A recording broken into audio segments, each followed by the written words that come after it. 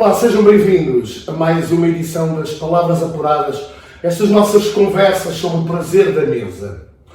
Ora bem, hoje nos moldes um pouco diferentes. Para começar, não estamos no local do qual vamos falar.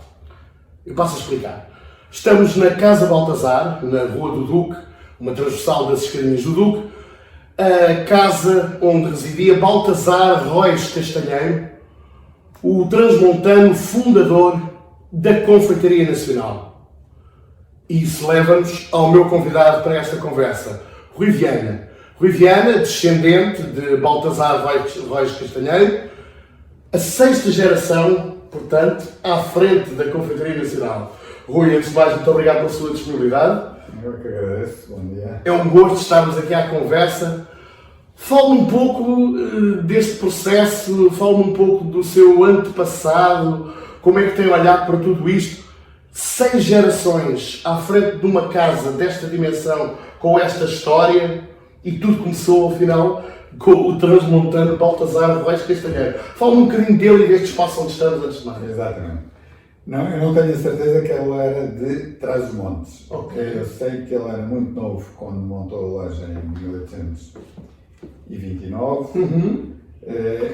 Eu penso que ele tenha sido financiado pela família que já estava há muito tempo nesta zona da Baixa. Viviam aqui já Castanheiros, Rodrigues Castanheiros, há muitos anos. Eles tinham e faziam parte de uma associação de cereais, hoje em dia chamam-se as tais soft commodities, naquela altura era um cartel muito importante porque controlavam esse negócio e esse trading de cereais. Inclusive existe um livro antigo, de 1753, em que vêm os estatutos dessa associação, que eles faziam parte, e em que ele tem lá várias intervenções. Estes estatutos, que curiosamente ainda são atualizados. Anterior ainda ao terremoto, não posso deixar de reparar. Exatamente. O livro conseguiu atravessar todos aqueles anos e conseguiu sobreviver ao terremoto. Dizia que não tem a certeza de que ele era transmontano. Porquê que ficou essa ideia? Eu encontrei várias vezes essa referência. Esta eu também tenho encontrado. Exato. Mas, de facto, esta família é uma família daqui da Baixa de Lisboa há muitas gerações. Okay. E não tinha eu conhecimento que ele fosse Trás-os-Montes, embora haja quem diga, e haja até quem tenha lá ido tentar encontrar certidões de nascimento do Baltazar. Fica a dúvida, transmontano ou alfacinha? Pelo menos alfacinha por adoção é certamente. Certeza. Isso é certamente. Eu já há muito tempo em Lisboa. Como dizia, estamos aqui na Casa Baltazar, que era a sua residência, a residência dele. Era a residência não do primeiro, mas do segundo, que é este que está deste lado aqui. Certíssimo. Já lá iremos, que ele teve um papel importantíssimo. Exatamente. Viveu aqui na Casa Baltazar. Tinha uma fábrica aqui junto à casa onde ele vivia. Depois, esta fábrica, já sob a minha gerência, saiu daqui para ir para Campo de Ourique. Portanto, aqui era a fábrica também, além da residência. Era a fábrica. E ainda foi até 2015, foi aqui ainda a fábrica. Depois achei que ficaria melhor instalado assim em Campo de Ourique e transformou-se tudo isto e também uns prédios que se compraram ao lado na Casa Baltazar, que hoje em dia tem já uma marca conhecida internacionalmente e realmente temos prémios da TripAdvisor e do Booking, estamos nas classificações máximas, mas realmente começou por ser a casa. Quando eu tomei conta disto, foi há 22 anos atrás, porque eu tive uma outra vida que foi precisamente entre metais e derivados de petróleo, com empresas americanas. Eu depois, quando tomei conta disto, refiz toda esta parte da habitação, mantendo a traça original e tudo o que era original em termos de decoração. E recuperei também a parte da loja lá embaixo na Praça da Figueira. E é essencialmente por essa que estamos aqui, que Exato. completa este ano 195 anos. Exatamente. Não é brinquedo. Portanto, aqui estamos perante pai e filho. 195, exatamente. Aquele teve 40 anos à frente da empresa, que era uma empresa grande na altura, e este teve 44, e depois saltou uma geração e passou para o meu avô, portanto, do avô dele para o meu avô, depois do meu avô para o meu pai e para mim. Cada um teve as suas profissões. O meu avô não sei se chegou a formar em engenharia, o meu pai formou-se em medicina, veterinária e portanto eu frequentei a faculdade de Direito, estive lá até... Isso é engraçado, foram sempre pessoas com a sua área profissional e em paralelo mantendo a marca da família. Exato, a marca da família. Apesar de haver outros negócios, claro, ficou sempre. Muito bem, muito bem. Uma das coisas curiosas que eu encontrei foi que o fundador, portanto, Baltazar, em 1852, escreveu um livro de receitas. Exatamente, escreveu um livro de receitas. Não resisto a perguntar se já alguma vez usaram alguma das receitas da confeitaria. Estão lá várias receitas que são ainda hoje em dia utilizadas. O livro está num cofre aqui na Casa Baltazar e temos o livro manuscrito por ele. Ele é um livro que depois dobra em forma de cilindro. Eu estou convencido que ele de vez em quando visitava a fábrica, o livro, a ver se eles estavam a fazer as coisas como... E então aquilo era quase uma cábula manuscrita para ele. Para ver se estava tudo conforme o que ele pretendia. Na própria caligrafia, e está realmente tratado de 1852. Para além da vertente da paparoca, digamos assim, a Confeitaria Nacional é de facto um manancial de histórias. Uma que é de facto deliciosa e que muita gente se calhar não terá presente, é que foi na Confeitaria Nacional que foram instalados os primeiros telefones de Lisboa, em 1871, e que ligavam precisamente a fábrica à loja. À loja, exatamente. Essa linha ainda existe, não está a ser utilizada agora, mas sim, lembro-me muito bem de ver essa linha telefónica, foi a primeira em Lisboa, exatamente. Uma casa comercial. E diz muito da importância que logo de início deram à Confeitaria Nacional, quer dizer. Pois, exatamente, porque... Era honra sempre uma de referência. Exatamente, não é? Sempre foi de referência. Sim, tem uma história muito longa, desde logo, porque começou numa altura da história muito atribulada, com guerras civis e exatamente da Maria da Fonte e tudo aquilo, entre absolutistas e portanto foi uma altura muito atribulada e tinha morrido há pouco tempo o Dom João VI, portanto atravessou vários períodos da história. Começa logo na guerra entre os liberais e os absolutistas, exatamente. Entre os dois irmãos, um dos conflitos se calhar mais célebres da história de Portugal. Falando, portanto, da segunda geração, Baltazar Júnior, que assume a direção e depois toma algumas decisões de facto marcantes para o futuro do que é ainda hoje a Confeitaria Nacional. Por exemplo, é ele que abre o salão no primeiro andar. Exatamente, na segunda metade do século XIX é ele que abre e eu, por acaso, tive a sorte de conseguir ser eu a reabrir novamente esse salão no primeiro andar. O princípio é uma carga simbólica também, já percebi. Simbólica. Exatamente. Grande. Exatamente. Ele foi também quem trouxe a fábrica da Rua do Poço dos Negros para aqui, para a Rua do Duque. Foi ele que... E eu também fui eu que tive aqui para pôr em Campo de Ourique para transformar aquilo num outro espaço que eu penso que ele iria gostar de ver. Mas, além disso, ele viajava muito e, portanto, trazia... Aliás, é ele que traz uma série de especialistas de Paris, de doceiros de Paris, para dar uma volta, digamos assim, na carta da Confeitaria Nacional. Ele, inclusive, existe uma fotografia de 1871, com ele, com a equipe toda que veio e quando ele gostou de um bom rei, provou ali, penso que em Toulouse, e trouxe a equipe toda e está uma fotografia na fábrica dessa equipe com ele. Aliás, a introdução do bolo rei cabe a ele também, não é? É ele. Assim, ele viajava muito. Porque eu li a adaptação do Gâteau des Rois, Sim. na especialidade francesa, Exato. que ele se dá conta. E é essa fotografia exatamente que ele tira com essa equipe toda que traz de lá. Nessa viagem trouxe essa equipe toda e ficou fotografado. Portanto, é o homem a quem devemos a tradição do bolo rei em Portugal, Exatamente. difundida desta forma. Exatamente. Foi o primeiro bolo rei em Portugal. E de facto, com tanta importância acumulada, não é de espantar, tornaram-se fornecedores da Casa Real Portuguesa. Exato. E aquilo na altura tivemos o Alvará Real para sermos fornecedores da Casa Real.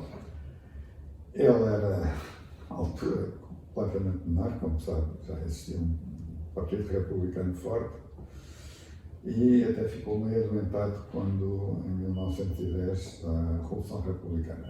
Mas Houve quem tentasse até que se chamasse Bolo da Riaga. Bolo da Riaga, Bolo da República. Exatamente. Mas Não vingou. Não vingou. Exatamente. E pouco tempo depois, 7 anos depois, em 1917, passou então a empresa a ser gerida pelo meu avô. Passou de avô, neto, e depois o meu avô passou para o meu pai e depois para mim. Mas para que não se tirem lações erradas, vocês hoje são fornecedores também do Palácio de Play. Sim, mas agora este presidente vem de Cascais, portanto está mais habituado àqueles lados, mas fomos fornecedores, sim. Falemos então um bocadinho de pastelaria, creio que merece, naturalmente. Eu li referências ao folhado russo, aos crocantes, aos scones com compota, à torta de Viana, os almendrados, os macarrões da Holanda, os Saint-Élion, os ninhos. Há de facto uma pastelaria própria da confeitaria nacional. Existe, exatamente, algumas próprias, algumas que vieram também de França, de França, Saint-Élion e outras.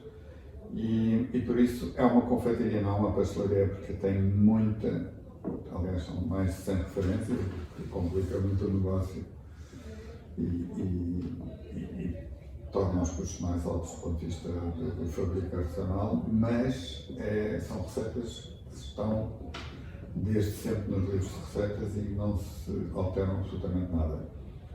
E depois existem outras curiosidades, por exemplo, existe um bolo chamado austríaco, que ficou com esse nome porque foi uma receita que veio da Áustria com refugiadas da guerra da Segunda Guerra Mundial e trouxeram aquela receita e então ficou o austríaco. É um bolo que também só há ali e por essa razão se chama austríaco, porque o meu avô, no tempo da Segunda Guerra Mundial, ficou com refugiados de guerra, miúdos que vinham, coitados, cheios de fome, com doenças alguns, e houve pelo menos 4 miúdos que ficaram sempre como parte da família. Esta está o meu avô por pai e a minha avó por mãe, e 2 delas ainda estão vivas e ainda cá bem, falam muito bem português, e continuamos a falar. Na semana passada falei com uma delas, bem, mãe, infelizmente não estarei cá, mas irei eu lá a Viena da Áustria, está prometido em outubro, para ver, claro que têm já uma idade avançada, mas continuam bastante ativas e nunca esqueceram o português. E há também o próprio Café Baltazar. Há o Café Baltazar. Nós estamos a desenvolver um café próprio, com uma receita muito especial. Nós temos estado a desenvolver até agora cafés com a Delta e é um processo muito importante, mas agora vamos criar mesmo um lote ainda mais especial dentro da confeitaria. Ainda é uma surpresa, ainda é novidade. Muito bem. Logo que lançarmos, falaremos novamente. Estaremos atentos. Exato. Estamos aqui a falar de doces, mas não nos podemos esquecer, a Confeitaria Nacional serve refeições também, diariamente, não é? Sim. Também dando uma olhada pelas vossas cartas, encontrei o creme de couve-flor com mostarda antiga, encontrei o linguine nera salteado com camarão, a lasanha de salmão com espinafres e salada mista, o roast beef à inglesa com salada russa. E há vários pratos de bacalhau também para ser... Mas há aqui de facto um meio termo entre alguma contemporaneidade e uma cozinha não demasiado antiga, mas não completamente atual. Exato, tem que Não sei haver se ali me um faço entender. equilíbrio, porque primeiro as refeições são, os almoços, as refeições são a preços muito módicos. Nós apanhamos ali um espectro muito grande de classes sociais e de poder económico, portanto aquilo tem um preço médio muito baixo. E depois... O que no local onde estamos é de facto magnífico. Não queremos aumentar muito os preços dos almoços, nem do resto, mas evidentemente temos que acompanhar a inflação da matéria-prima, porque tem sido brutal. Mas tentamos ter um equilíbrio nos preços e tentamos ter um equilíbrio também nas receitas. É de facto uma vertente interessante e que muitas vezes não é recordada, não é? Falamos muito dos doces, mas esquecemos que é possível almoçar na confraria final. Exatamente, no primeiro piso é possível almoçar e... Num sítio carregadinho de história. Exatamente. Há um outro timoneiro, digamos assim, na casa, também bastante importante, Rafael Castanheiro Viana. Foi gerente entre 1913 e 1965. Porquê? Porque apostou e teve uma visão, alguma modernidade, eu diria, relativamente à publicidade, ao que hoje se chama o marketing, à comunicação. É ele que cria nos anos 40 aquele que ainda hoje é o logótipo da Confraria Nacional. Havia um logotipo do século XIX, depois ele atualizou. Era um homem muito ligado à comunicação. Exatamente. E existem muitos artigos na altura. Foi ele que afinou esse lettering nos anos, eu penso que tenha sido logo ali depois de... Nos anos 40, suponho. E eu agora voltei a dar uma afinação nesse lettering com o Henrique Caiada já há alguns anos, sim, logo que há 20 e tal anos atrás, e continua a ser o mesmo lettering. Há umas embalagens, tipo as latas do Borré, que ainda têm lettering do século XIX, o resto é esse como o criou. Acho curioso a falar do Henrique Caiado. Temos um outro ciclo de conversas aqui no canal 19 que se chama Lisboa Continua e em que o Henrique Caiado foi o primeiro entrevistado, faz agora 4 anos, exatamente. Não obstante, um grande conversador também. Ora bem, o Rui está à frente dos destinos da casa há cerca de 22 anos, pelo que percebi, ano em que a casa foi restaurada. Portanto, com a sua entrada... A primeira restauração foi. Exatamente. Primeiro o resto de chão, depois abriu o primeiro piso, fez-se uma escada interior. E foi restaurada, pelo que percebi, para se aproximar do desenho original de 1929. Comentei-me bastante. Isso é muito curioso. Através de vários documentos antigos, e até fotografias antigas. Aquela pintura das paredes apareceu-me quando prepararam as paredes para a nova pintura. Apareceu aquilo depois, através até de um almanaque de fotografias antigo. Vi que aquilo era uma pintura antiga e voltou-se a fazer aquilo através da Fundação Ricardo Espírito Santo. E realmente os frescos e tudo mais foi essa equipe que restaurou tudo aquilo. Os móveis, foi tudo. Portanto, a ideia foi voltar o mais possível à imagem. No século XIX, foi essa a ideia mesmo. E creio que está bastante bem conseguido. Por isso é que dizia numa entrevista em 2016, pergunta, apesar da Confraria Nacional estar a expandir, nunca vou deixar que as receitas tradicionais se alterem. Nunca vou deixar que se alterem as receitas e nunca vou deixar, e agora não sou só eu, porque depois daquele restauro a loja foi considerada uma loja com história e já depois disso foi... O que infelizmente não tem sido suficiente para algumas. Para algumas, mas esta além disso foi classificada como monumento de interesse público. Portanto, mais protegida está. Exato. Portanto, tanto do lado das receitas como do lado da loja em si, a decoração da loja, que reporta ao século XIX, está bastante protegida agora. Pegava precisamente nesse aspecto da proteção, da manutenção. Na mesma entrevista dizia também: para mim é muito bom que venha uma CNN e diga que somos um dos 10 melhores da Europa. E que venha a Vogue e diga a mesma coisa. É quase voltar 50, 60, 100 anos no tempo. É ótimo sentir que tudo isto está a mexer outra vez. Tudo isto, subentende, a baixa. Ora, estamos em plena Praça da Figueira quando estamos na Confederação Nacional. Têm acompanhado, obviamente, de muito perto toda a evolução do turismo em Lisboa. Como é que olha para toda esta movimentação, sem poder se esquecer, obviamente, o fecho de tantas casas históricas? Lembro-me, assim, de repente, da Lanaldo, da Famarlix, da Rosicler, da Casa Chinesa, das livrarias de Portugal, da Ferran, a pastelaria suíça reabriu agora, mas uns moldes muito diferentes. Como é que olha para este, até se usar a expressão inglesa, mixed feelings? Mixed feelings mesmo, porque, mas mais negativos que positivos, porque a Rua Augusta descaracterizou-se completamente. As lojas com história desapareceram muitas. Infelizmente também os hotéis que abrem são hotéis que eu considero que já não fazem Falta, porque são quartos. Os hotéis que abrem, sobretudo, olhar para dimensões de quartos. Eu penso que mais tarde ou mais cedo o turismo não olha para aquilo, porque eu acho que quartos com 12 metros quadrados em que a cama tem que ser arredada para se fazer, ou que o parceiro tem que passar por cima do outro também, não, nem percebo que é que se faz ainda disso. Baixa está cheia disso, porta assim. Isso também traz o turismo mais baixo. Esse turismo mais baixo é um turismo que liga menos à tradição e tem menos sensibilidade para esse tipo de lojas e para esse tipo de comércio. Por outro lado, esse tipo de comércio também, infelizmente, não se soube adaptar e muitas vezes não se soube atualizar em vários níveis. Mas eu estou convencido que chega de hotéis e chega de lojas de souvenirs e chega de restaurantes barulhentos pela forma está abaixo, em cada um com um alto-falante mais alto que o outro para atrair, ou pensam para atrair pessoas.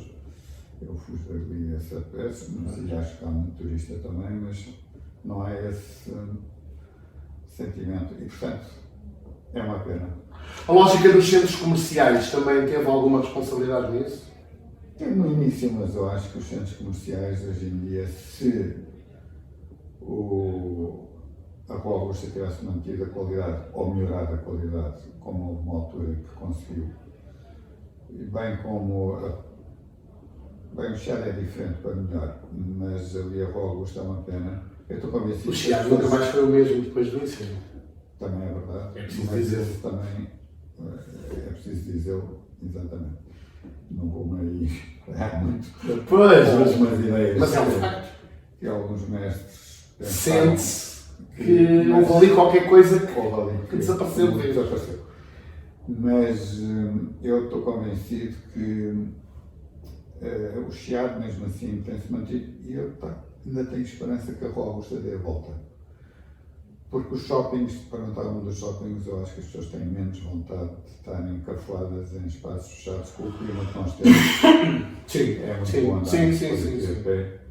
Temos é que tentar limpar a cidade, limpar, digo, sujidade mesmo, porque eu acho que esta descentralização dessas responsabilidades não vai ajudar em nada e temos que educar as pessoas que estão a tocar no meio e a fazer barulho no meio da rua e temos também que tentar que as pessoas tenham outro tipo de civismo, as lojas pelo menos, porque digo, estas esplanadas barulhentas e tudo mais não ajuda.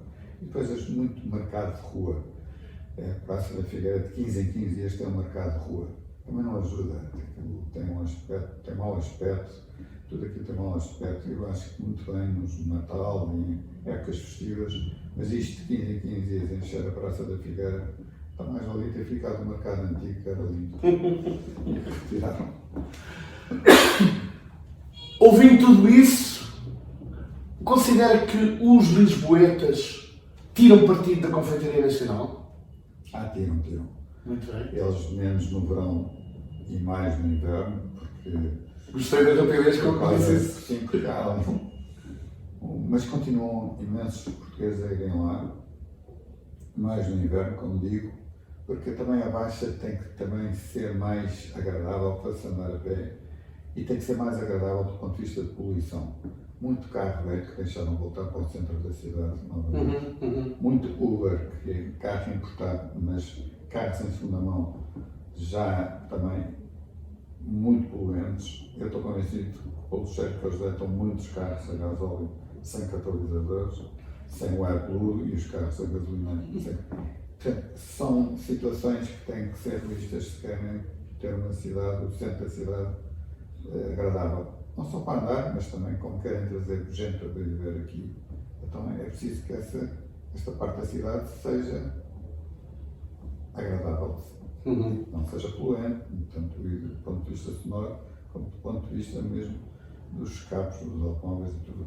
Mas mesmo assim, tem melhor e agora piorou novamente. Mesmo assim, não é só pelo bom rei que se vai à Confeitaria Nacional. Não. E a parte da Confeitaria Nacional é uma parte ainda muito agradável, porque mesmo assim, ali à volta tem o Rocio, a Praça da Figueira, quando não tem toda aquela feira, mas mesmo aquela feira está mais pequena, portanto, está mais integrada, portanto, aquela zona ali ainda está mais agradável.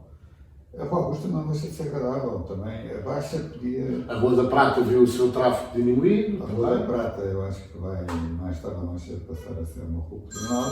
Exatamente. E eu peço desculpa, mas... Acontece. Esqueci de pôr isto no silêncio. Mas a Rua da Prata passará a ser pedonal. Eu acho que tem vantagens e desvantagens o facto de algumas ruas serem pedonais, mas... se for para despoluir, eu acho que a vantagem... Exatamente. Já aflorou que esta Casa Baltazar está englobada num projeto mais amplo. Há também uma casa da Confeitaria Nacional em Belém. Sim, há lojas no aeroporto da Portela ou no Centro Comercial das Amoreiras. Há franchising em outros países. Esta é uma oferta de turismo, não é? A Casa Baltazar onde estamos. Há também as casas de Macinos, em Barroselas.